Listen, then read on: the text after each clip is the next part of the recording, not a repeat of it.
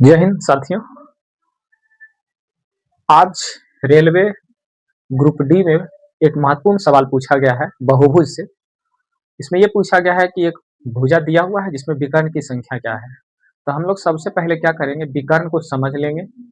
उसके बाद विकर्ण की संख्या लें। प्रश्न जो दिया है कि एक बहुभुज है जिसमें भुजाओं की संख्या जो है n जो है, यानी भुजा की संख्या को सामान्यतः n से लिखते हैं। ये 27 दिया हुआ है। एक बहुभुज है जिसमें विकर्णों की संख्या कितना दिया हुआ है, 27 दिया हुआ है। यानी n का जो वैल्यू दिया हुआ है ये हमारा 27 है। तब कहता है कि विकर्ण, इसको अंग्रेजी में बोलते हैं डायगोनल।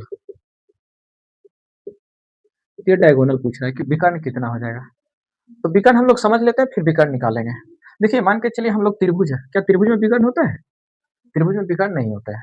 अब इसी तरह मान के चलिए हम चतुर्भुज की बात करेंगे। चतुर्भुज विकर्ण होता है, सभी जानते हैं, हम लोग पढ़ा है कि चतुर्भुज में 2 विकर्ण होता है। तो विकर्ण होता क्या है एक्चुअली में? विकर्ण होता है कि अगर मान के चलिए इसको भुजा मान रहे हैं, तो इस भुजा को लगातार जो शीर्ष है उसको छोड़ करके दूसरे शीर्ष से मिला देंगे, वही विकर्ण हो जाएगा। तो एक विकर्ण हमारा हो गया, दूसरा विकर्ण ये हो जाता है। तीसरा जो है, मान के चलिए हमारा एक पंचभुज है। त्रिभुज को हम पंचभुज बना देते हैं इसी टाइप से, ठीक है। त्रिभुज में होता नहीं है, पंचभुज में बना देते हैं। मान के चलिए पंचभुज है, इसमें कितने विकर्ण हो जाए, पहले इसका हम लोग नामकरण कर देंगे, आसान हो जाएगा। ए बी सी डी और ई। तो देखिए, ए भी तो विकर्ण है नहीं, ए सी हमारा क्या हो जाएगा, विकर्ण हो जाएगा। ए से स्टार्ट करेंगे तो ए सी विकर्ण होगा, फिर ए डी विकर्ण होगा, इस टाइप से ए सी और ए डी, ए सी और ए डी। चलिए बी से स्टार्ट करें तो बी सी तो विकर्ण होगा नहीं, तो बी डी विकर्ण होगा। बी से स्टार्ट करेंगे तो बी डी विकर्ण होगा और बी ई विकर्ण होगा, ठीक है। चलिए अब सी से स्टार्ट करेंगे तो देखिए, सी ए तो ले नहीं सकते, ये दोनों तो होगा नहीं, सी डी तो विकर्ण होगा नहीं, तो क्या मरेगा, सी ए और सी ई होगा। तो देखिए सी ए तो ले चुके हैं, ए सी और सी एक ही बात है। तो सी से लेंगे तो हमारा क्या होगा, सी ए ले चुके हैं तो सिर्फ सी ई लिए। अब आगे चलिए डी से लेंगे तो हम लोग क्या करें, डी ए, डी ए देखिए लिया हुआ है, ए डी और डी एक ही बात है। फिर डी बी, डी बी में बी डी लिया हुआ है। चलिए डी से हो गया, हमने स्टार्ट कहाँ से, ए से किया था, ई बचा, ई से सी। ई से सी हो सकता है कि नहीं? तो देखिए ई से सी तो होगा, लेकिन सी ई लिया हुआ है, ये भी खत्म हो गया। हमने पांचों पॉइंट को लेकर चल चुका है। अब यहाँ पे ये देखेंगे कि कुल मिलाकर कितना आया। देखिए 1 2 3 4 5, टोटल विकर्ण कितना आया, 5 आया। यानी कि n संख्या 5 था। यहाँ पे n क्या है, भुजा कितना है, 5 है। n भुजा कितना है, चतुर्भुज में कितना है, 4 है। 4 है तो यहाँ पे कितना आया, विकर्ण 2 आया। यहाँ पे विकर्ण कितना आया, 5 है। अब इसका कुछ तो ट्रिक होगा। तब देखिए फार्मूला होता है, विकर्ण की संख्या जो होती है, फार्मूला होता है n इंटू n माइनस 3/2, ठीक है। अब देखिए जो प्रश्न दिया हुआ था कि 27 भुजा है, 27 भुजा, इसमें 27 रखिए, देखिए कितना आएगा, 27, n की जगह 27, 27 माइनस 3/2।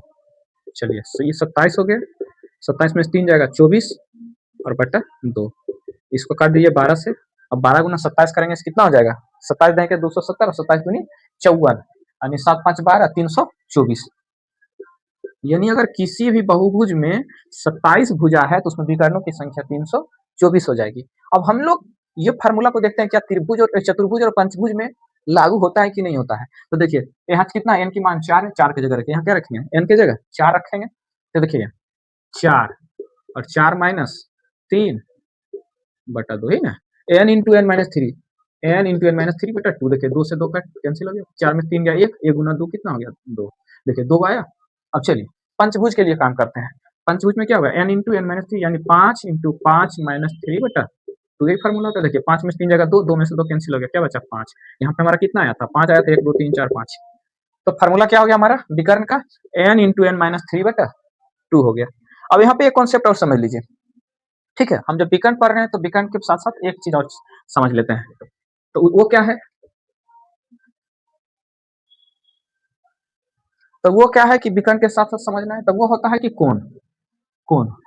अगर कोई भुजा दिया हुआ है तो उसमें कोणों की संख्या क्या होगी। जैसे त्रिभुज में हम लोग क्या जानते हैं, 180 डिग्री होता है। 180 कैसे आता है, n माइनस 2 इंटू 180। देखिए त्रिभुज में कितने भुजा होता है, n जहाँ भुजा की संख्या है, ठीक है। तो 3 माइनस 2 गुना 180 बराबर कितना आ जाएगा, 180। तो देखिए 27 है। अगर मान के चतुर्भुज है, चतुर्भुज का कितना होता है, 360 डिग्री होता है। 360 होता है कि नहीं, मान के चलिए त्रिभुज के लिए, त्रिभुज के लिए क्या हो जाएगा, 3 भुजा, यानी 3 माइनस 2 गुना 180 बराबर कितना, 3 में 2 जाएगा 1, 1 गुना 180 बराबर 180 डिग्री। चलिए अब चतुर्भुज की बात कर लेते हैं, कितना आ जाएगा 4, चतुर्भुज में 4 भुजा, 4 माइनस 2 गुना 180 डिग्री बराबर कितना आ जाएगा, 4 में से 2 जाएगा 2, 2 गुना 180 यानी 360 डिग्री। चलिए पंचभुज की बात कर लेते हैं। तो पंचभुज में कितने भुजा, 5 भुजा। अब यहाँ पे क्या हो जाएगा, 5 माइनस 2 गुना 180। तो 5 में से 3 जाएगा 2, 5 में से 2 जाएगा 3 गुना 18, ये कितना आ जाएगा 540। अगर ये षष्ठभुज हो जाएगा तब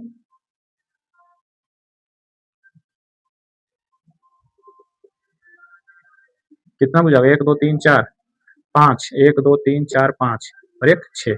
ठीक है, अब छठभुज है तो क्या होगा, 6 माइनस 2 गुना 180 यानी 4 18 चौक 72। यानी कुल कहने का मतलब है कि जो कोण का मान होता है, इसे अगर विकर्ण निकालना है 10 इंटू एन माइनस 3/2 होता है, और कोण का जो मान होता है एन माइनस 2 इंटू 180 डिग्री, यह जो है कोण का वैल्यू होता है। कोई भी बहुभुज है 5 10 100 120 हो जाएगा। अब इसी में निकालना है कि 70, तो क्या 27 में से 2 घटा दीजिए, 25 गुना 2 180 कर दीजिएगा, वही हमारा वैल्यू हो जाएगा, यानी 4500 डिग्री आंसर आ जाएगा। ठीक है, तो चलिए आज के लिए इतना ही, कल मिलते हैं फिर एक नए टॉपिक के साथ। तब तक आप अपनी तैयारी को जारी रखिए।